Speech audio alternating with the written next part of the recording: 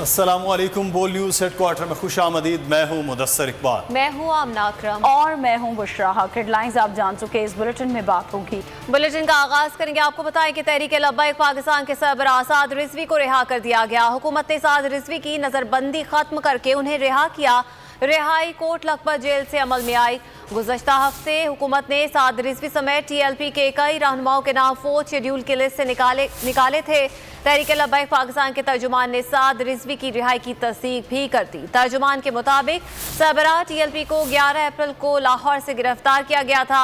इतला मिलते ही कारकुनों की बहुत बड़ी तादाद जामे मस्जिद रहमतुल्लिल आलमीन पहुंच गई। जुनैद अहमद मस्जिद रहमतुल्लिल आलमीन के पास मौजूद हैं, उनसे भी बात करेंगे। आपको बताते चलें कि तहरीक लब्बैक पाकिस्तान के सरबराह साद रिजवी को रिहा कर दिया गया है। जुनैद अहमद से मजीद बात करेंगे। जुनैद, बताएगा क्या मनाजिर देख रहे हैं आप?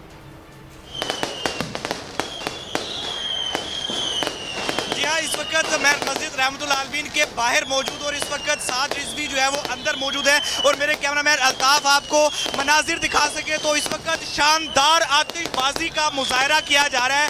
साद रिजवी की रिहाई का जश्न जो है वो मनाया जा रहा है और यहाँ पर ईद जैसा समा जो है वो चांद रात जैसा समा यहाँ पर दिखाई दे रहा है। साद रिजवी इस वक्त मस्जिद के अंदर मौजूद है। 11 अप्रैल 2021 को जो है वो साद रिजवी को गिरफ्तार किया गया था और 7 माह की कैद के बाद आज शाम को साद रिजवी को जो है वो रिहा किया गया और तकरीबन असर के वक्त ये खबर आई कि साद रिजवी को रिहा किया जा रहा है और उसके बाद साद रिजवी को वहाँ से रिहा किया गया। और इस वक्त मैं आपको बताऊँ तो कारकुनान का एक जम्मे गफीर है यहाँ पर एक बहुत बड़ी तादाद है जो कि मस्जिद रहमतुल्लाह आलमीन के अंदर भी मौजूद है और चौक यतीम खाना के अतराफ में कारकुनान की आमद इतनी ज़्यादा है कि चारों तरफ से ट्रैफिक जो है वो जैम हो चुकी है।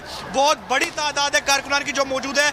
यहाँ पर शदीद आतिशबाजी, शानदार आतिशबाजी की जा रही है और लब्बैक या रसूलल्लाह के नारे भी लगाए जा रहे हैं। अब से कुछ देर पहले रुकने शुरा ने यहाँ पर जो है वो मीडिया से गुफ्तगू की। उनका कहना था कि हमारे जो हुकूमत के साथ बातचीत चल रही है वो अभी भी जो है वो चल रही है। कुछ कारकुनान हमारे अंदर मौजूद हैं, कुछ कारकुनान यहाँ मौजूद है और उनकी रिहाई के लिए कोशिश जारी है। तो हम साद रिजवी 7 माह कैद के बाद, 7 माह की नज़रबंदी के बाद जो है वो इस वक्त मस्जिद रहमतुल्लाह आलमीन के अंदर मौजूद है और कल जो है वो अल्लामा खादिम हुसैन रिजवी की बरसी की तकरीबात का भी आगाज़ हो जाएगा। तो उस हवाले से भी जो अब तैयारियों को बिल्कुल हद शक्ल दी जा चुकी है। अभी भी इस वक्त मेरे कैमरा में आपको दिखा सके तो शदीद आतिशबाजी अभी भी जारी है और मस्जिद रहमतुल्लाह आलमीन को जो है वो बिल्कुल दुल्हन की तरह सजाया गया और बिल्कुल दुल्हन की तरह मस्जिद रहमतुल्लाह आलमीन को सजाया गया और कारकुनान यहाँ मौजूद है, कायदीन यहाँ पर मौजूद है और एक चांद रात जैसा समाज जो है मस्जिद रहमतुल्लाह आलमीन के अतराफ में देखा जा रहा है। जी ठीक है जुनैद, जिस तरह के आप बता रहे हैं कि आज साद रिजवी को रिहा किया गया है और कल उनके वालिद मोहतरम की बरसी भी है, उस हवाले से बताएगा क्या इंतजाम किए गए हैं?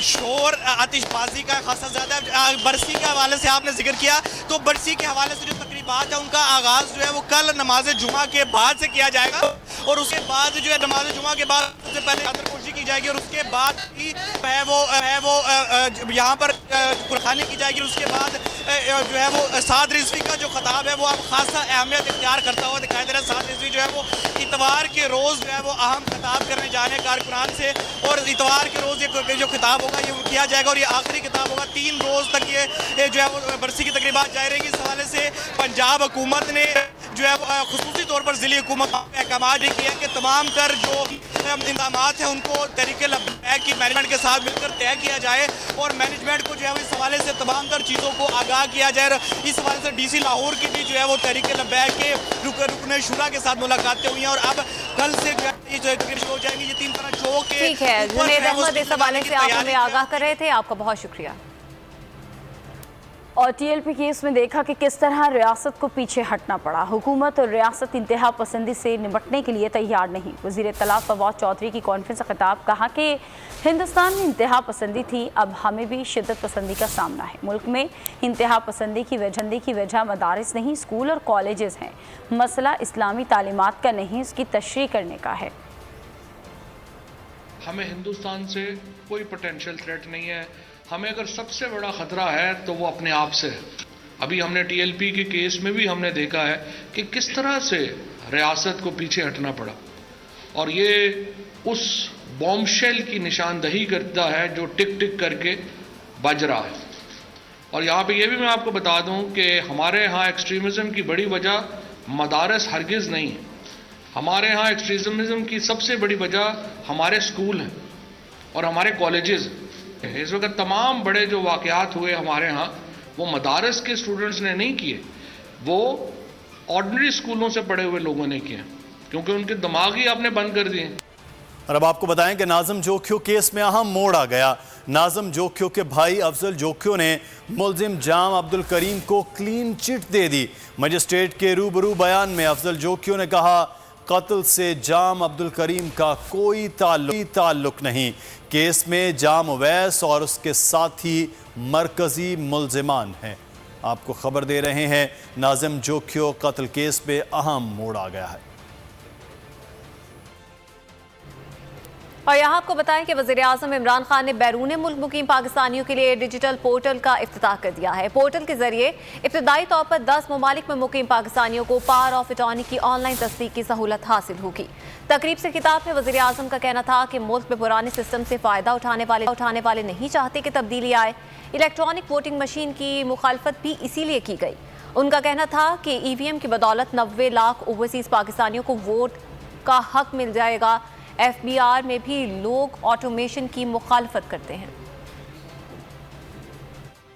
पाकिस्तानियों के लिए जो मेहनत कश पाकिस्तानी जिनके ऊपर हमारा मुल्क चल रहा है आज, उनकी जो रेमिटेंसेस हैं, $30 अरब रेमिटेंसेस भेजते हैं हर साल वो।